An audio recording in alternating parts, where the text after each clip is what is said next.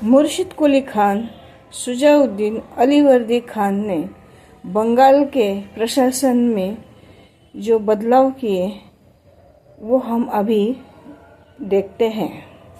इन तीनों नवाब मुर्शिद कुली खान, शुजाउद्दीन अलीवर्दी खान ने बंगाल में शांति का माहौल पैदा किया, जिससे राजपाट में सुव्यवस्था स्थापित हुई।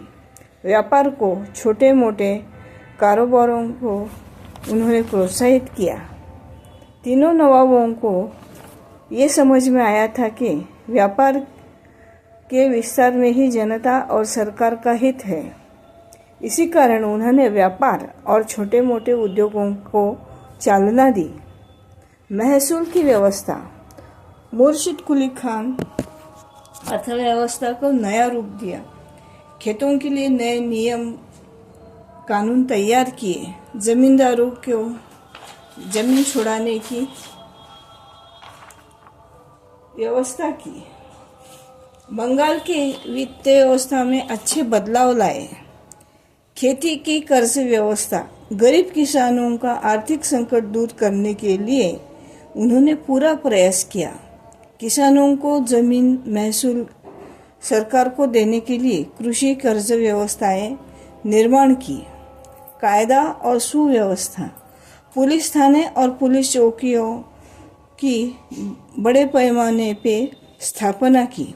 चोर उचकों से छुटकारा दिलवाया। रास्ते और नदियों की सुरक्षा की भी व्यवस्था की। अधिकारियों से खासगी व्यापार पे कड़ी नजर रखी। सीमा शुल्क पे भी निर्बंध लगाए। निरपेक्ष प्रशासन। मुर्शिद कुली खान और उनके बाद के जो नवाब आए, उन्होंने हिंदू और मुस्लिमों को समान सहूलतें दी। हिंदुओं का भी आदर रखते हुए प्रशासन की सर्वोच्च पदों पर उनकी नियुक्ति की। जमींदारों का वर्ग। महसूल वसूल करने के लिए हिंदू जमींदारों को भी प्रोत्साहित किया। जमींदार और साहूकारों को भी उन्होंने उतना ही महत्व दिया। इस प्रकार एक उत्तम निष्पक्ष शासन प्रणाली इन तीनों नवाबों में बंगाल में स्थापित की। आर्थिक स्थिति। परकीय व्यापार।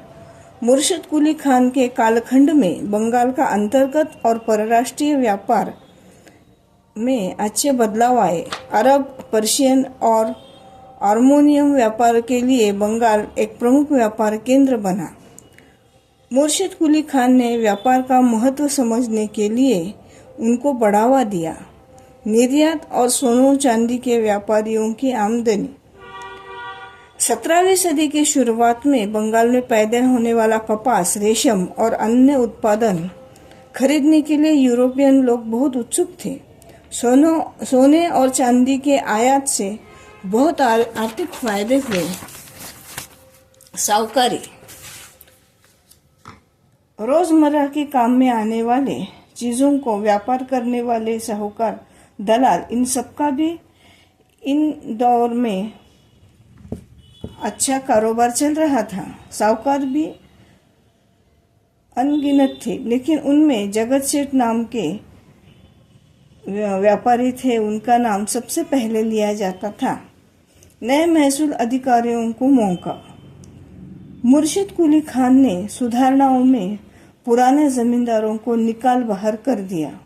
उनकी जगह नए महसूल किसानों को मौका दिया।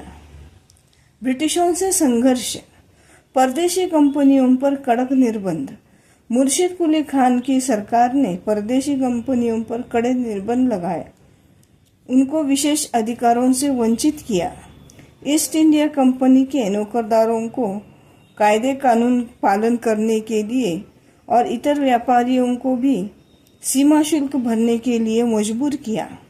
अलीवर्दी खान ने अंग्रेजों के कारखाने मजबूत करने की इजाजत नहीं दी। इससे मजबूत शासन व्यवस्था के बावजूद अंग्रेजों से पराभूत हुए। उनकी कारण मीमांसा इस तरह से देखेंगे। अंग्रेजों की असली ताकत पहचानने में नाकामयाबी। अंग्रेजों की बढ़ते लश्कर को रोकने के लिए इनका लश्कर कमज़ोर पड़ा। इस असफलता की वजह से अंग्रेज उन पर हावी हो गए।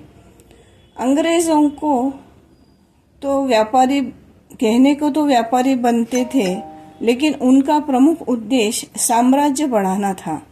ये समझने में हिंदुस्तानियों की भूल हुई। कमकुवत लश्कर। बंगाल के नवाबों में लश्कर के मजबूती में खास व्यवस्थाएं नहीं की।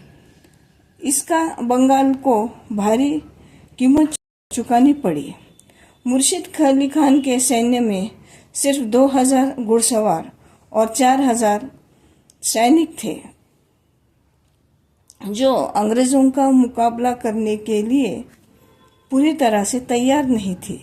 इसलिए मुर्शिद अली खान की फौज कमज़ोर हो गई और इसका बहुत फ़ायदा अंग्रेज़ों को हुआ और अंग्रेज़ बंगाल पर हावी हुए।